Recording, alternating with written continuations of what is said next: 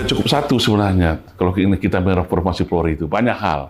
Seperti contoh, menurut saya nih, pemahaman saya sebagai seorang alumni Lemhanas, yang paling bergeser dari pemahaman konsepsi Polri itu adalah pertama itu ketika memahami kata terminologi keamanan. Ini penting nih Mas. Jadi gini, keamanan yang diamanatkan konstitusi dalam Polri, seperti dalam Undang-Undang Nomor 2 Tahun 2002 itu adalah sebagai fungsi, yaitu keamanan ketertiban masyarakat.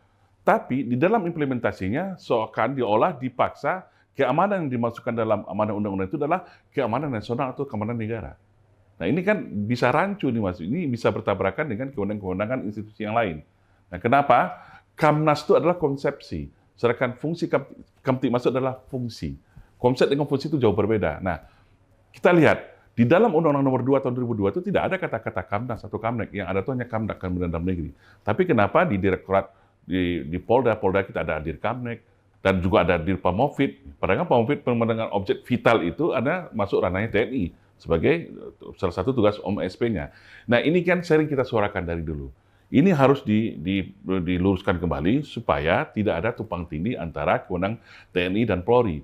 Kita kembalikan ke mandat konstitusi kita, di mana sesuai pasal 30 adalah TNI Polri adalah sebagai alat negara, titik. Nah, ketika masing-masing institusi ini ditugaskan atau diberikan jabatan di jabatan sipil, ya harus konsekuensinya mengundurkan diri. Kalau di TNI sudah diatur, di 15 KL kelembagaan, dia tidak bisa mengundurkan diri, tidak perlu mengundurkan diri. Tapi dengan catatan, ya 15 kelembagaan dimaksud adalah memang yang dibutuhkan skill TNI di situ, seperti BNPB, BNPT, dan seterusnya. Nah, di Polri ini kan belum dirumuskan, Mas. Ya. Sebenarnya sudah dirumuskan dalam pasal 28 ayat 3, tapi ini kan diperdebatkan ketika di penjelasannya atas tugas Kapolri itu dia bisa saja di mana saja. Kan sangat rancu ketika di satu sisi Polri memposisikan dirinya sebagai alat negara, tapi di satu sisi dia memposisikan dirinya sebagai aparatur sipil negara. Ya kan? Nah, sedangkan amanat reformasi itu sendiri memisahkan dengan ketetapan TAP MPR nomor 4 tahun 2000 itu memisahkan TNI Polri itu supaya polisi itu jauh dari bau-bau militeristik. Supaya polisi itu adalah memang civilian police. Ya. Ada 57 negara di dunia ini yang punya organisasi bahasa polisi itu civilian. Tapi kita lihat polisi kita hari ini, boleh kita katakan sangat militeristik.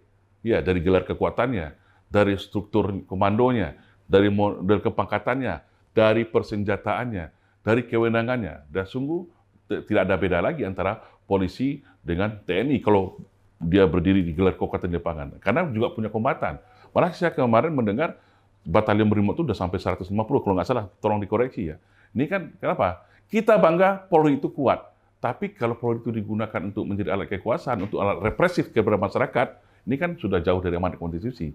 Nah, untuk itu saya lihat ini penting diluruskan kembali bahasanya polisi kita itulah polisi sipil, civilian police ya. Ya.